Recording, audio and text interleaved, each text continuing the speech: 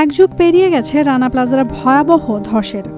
ধসে পড়েছে ভবন, কিন্তু ধ্বংস হয়েছে হাজারো শ্রমিকের জীবন, ভেঙে চুরমার হয়েছে স্বপ্ন। তেমনই একজন আফরোজা বেগম। ডেইলি সানের প্রতিনিধি হাজির হয়েছিলেন তার কাছে। কেমন আছেন আলোচিত দুর্ঘটনা থেকে বেঁচে ফেরা এই পোশাক শ্রমিক? 2013 সালের 24 এপ্রিল সাভারের রানা প্লাজায় ঘটে ইতিহাসের অন্যতম ভয়াবহ শিল্প দুর্ঘটনা। 1134 জন প্রাণ হারান, আহত হয় হাজারো মানুষ। তাদের মধ্যে একজন আফরোজা বেগম আজও জীবনযুদ্ধে পিষ্ট হচ্ছেন প্রতিটি মুহূর্তে। সাভার পৌরসভার মজিদপুর এলাকায় একটি ভাড়া বাসায় 4 সন্তান আর অসুস্থ স্বামীকে নিয়ে মানবেতর জীবন কাটাচ্ছেন আফরোজা। বিছানার পাশে পড়ে আছে পুরনো চিকিৎসার ফাইল, আর দেওয়ালে পেরেকে ঝুলছে স্বপ্নভরা বই, যা আজও স্কুলে ফিরতে পারেনি তার সন্তানেরা। দিন শেষে রুটি আর পেঁয়াজবিহীন আলু ভাজি এই পরিবারের ভরসা। নিজে না খেয়ে সন্তানদের মুখে তুলেছেন পান্তা আর বাসি তরকারি। অভাব যেন চেপে ধরেছে শ্বাস প্রশ্বাসও। হ্যাঁ, চিকিৎসা হচ্ছে রানা প্লাজার একটা ফান্ড আছে সিএলপি, ওখানে করায়, কিন্তু ওরা মানে বেসরকারিতে গেলে ওগুলো অ্যালাউ করে না, সরকারিতে দেখাইলে সেগুলো অ্যালাউ করে, ওগুলো চিকিৎসা দেয়। আর ধরেন যে আজকে আমার মানসিক সমস্যা, ওগুলো ওষুধ দেয়, তারপরে হার্টের সমস্যা, এগুলো দেয়, সব দেয়। অপারেশন করা বাবদ যা বিল আসবে ওগুলো জমা দিলে তখন ওরা দিবে, কিন্তু আমাদের তো সেই সামর্থ্যটা নাই যে আমরা কিভাবে এই অপারেশনটা করব তারপর জমা দেবো। ওই অপারেশনের অপেক্ষায় থাকতে গেলে দুঃখিত আমাদের মৃত্যু সোজায় যাইতে হবে। আপনারা করবেন, তারপরে আমাদের জমা দিবেন, তারপর আমরা বিল দিব। কিন্তু আমি বললাম যে আমাদের সেই সামর্থ্য নেই, পোলা মানে খামো কি রুমাল, সেই সামর্থ্য নেই।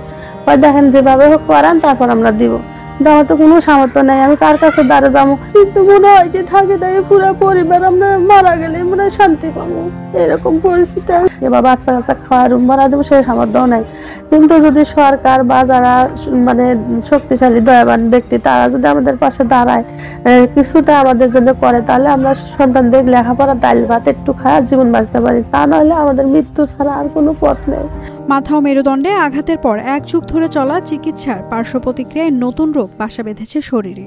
হৃৎপিণ্ডের সমস্যা, টিউমার, মানসিক জটিলতা, সেই সঙ্গে স্বামীও এখনো শয্যাশায়ী। অসুস্থ আফরোজা বেগমের সন্তানেরা আজও যেন নিরুপায়। এই নিরুপায় শিশুরা আবারও ফিরতে চায় স্কুলে। স্কুল ড্রেসের কারণে স্কুলে যেতে পারি না, টাকাভাবে বানাতে পারিনি। স্যাররা অনেক কিছু বলে, ওই জন্য স্কুলে যেতে পারি না। সমাজের অনেক ব্যক্তি আছে যে মানুষকে সাহায্য করে, তো আমাদের পাশে দাঁড়ালে আমরা আগের মতো আবার পড়াশোনা করতে পারতাম। তো বয়স কমের কারণে চাকরিও হয়নি আমার। মানে সমস্যা দেখা দিছে, আম্মু সেরকম কোনো কাজও করতে পারে না, অসুস্থ থাকে। আর হচ্ছে আমাদের মানে আমার আব্বুও অসুস্থই ধরা চলে, সেও কোনো রকম তেমন ভারী কাজ করতে পারে না। আর আমাদের লেখাপড়া, আমার আপু ইন্টারে উঠছে, অনেক কষ্ট করে ইন্টার পর্যন্ত পড়ছে, তারপরে 6 মাসের বেতন বাকি ছিল, পরীক্ষার ফি দিতে পারে নাই, অনেক দেখা পরীক্ষাটাও দিতে পারে নাই, পড়ালেখা ওই পর্যন্তই বন্ধ হয়ে গেছে। টাকার জন্য আমি এসএসসি পরীক্ষা দিতে পারি নাই, আমার 1 বছর গ্যাপ গেছে। আমার 2টা ছোট ভাই আছে, ওদেরও তেমন অনেক সমস্যা, পড়ালেখার খরচ দিতে পারে না সেরকম, এই জন্য কোনো ভালো স্কুলেও পড়াইতে পারতেছে না। আফরোজার মতো শত শত আহত শ্রমিক আজও পড়ে আছেন অনিশ্চয়তায়। শ্রমিক নেতারা বলছেন সরকারের তহবিলে থাকা 1,08 লাখ টাকা দ্রুত বিতরণ করতে হবে।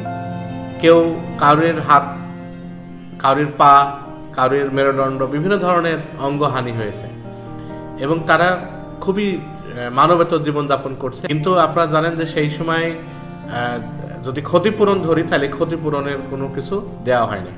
এবং আমরা যদি সুচিকিৎসার কথা বলি, তাহলে আমরা দেখব যে সুচিকিৎসাও নিশ্চিত করা হয়নি। আমরা বিগত সরকারের কাছে দাবি জানিয়ে আসছিলাম যে রানা প্লাজায় যারা আহত তাদের ক্ষতিপূরণ পুনর্বাসন নিশ্চিত করতে হবে এবং নিহত যারা তাদের পরিবারকেও ক্ষতিপূরণ পুনর্বাসন দিতে হবে। কিন্তু আমরা দেখছি যে তাদের নামমাত্র যে সহায়তা দেওয়া হয়েছে, সেই সহযোগিতা আসলে যথেষ্ট না, এবং যত সামান্য সহযোগিতা, সেই সহযোগিতা দিয়ে আসলে শ্রমিকদের জীবন ধারণ করা সম্ভব না। দেশি বিদেশি সহযোগিতায় নিয়ে ক্লেম অ্যাডমিনিস্ট্রেশন কমিটির মাধ্যমে শ্রমিকদের যে অনুদান দেওয়া হয়েছে, সেটা মালিকরা, বিজিএমইএ বা মালিকরা সেটাকে আবার ক্ষতিপূরণ হিসাবেও চালানোর চেষ্টা করছে। এবং যা অনুদান দেওয়া হয়েছে সেটাও কিন্তু যথেষ্ট পরিমাণ না। উপজেলা সমাজ সেবা অধিদপ্তরের কর্মকর্তা জানান, আহত শ্রমিকদের যে সকল সুযোগ সুবিধা রয়েছে তাও দেওয়ার তারা সর্বাত্মক চেষ্টা করছেন। সমাজ সেবায় আসলে সব ধরনের তো সুবিধা নাই। যেমন ধরেন আমরা যে সুবিধাগুলি আমাদের কাছে আছে আমরা সেই সুবিধাগুলি দিই। যেমন যে সমস্ত আহত শ্রমিক আছে যারা পঙ্গু হয়েছে বা প্রতিবন্ধী হয়েছে তাদেরকে প্রতিবন্ধী ভাতার ব্যবস্থা আমাদের কাছে আছে। আর তারপরেও যারা আসবে বা আসছে যাদের সেবা আমাদের কাছে নেই তাদেরকে কিন্তু আমরা লিঙ্কেজ করে দিই, তাদের কিন্তু আমরা রেফারেল সার্ভিসের ব্যবস্থা করে দিই। তো অবশ্যই আপনার রেফারেন্সে আমাদের কাছে পাঠাবেন, আমরা কোনো না কোনো একটা উপায়ে তাকে একটা লিঙ্কেজের মধ্যে রাখবো ইনশাল্লাহ। রানা প্লাজা ধসে শুধুমাত্র একটি ভবন ভেঙে যায়নি, ভেঙেছে হাজার মানুষের স্বপ্ন। আফরোজা বেগমের মতো হাজারো শ্রমিককে কঠিন করে গেছে জীবনযুদ্ধ। চোখের জলে প্রশ্ন করেন কবে মিলবে ক্ষতিপূরণ ও পুনর্বাসন, আর কবেই বা মিলবে এই পথ থেকে মুক্তি। নাওমিন Nasrin, Daily Sun. For more updates, follow us on Facebook, subscribe our YouTube channel, get the latest update on www.daily-sun.com.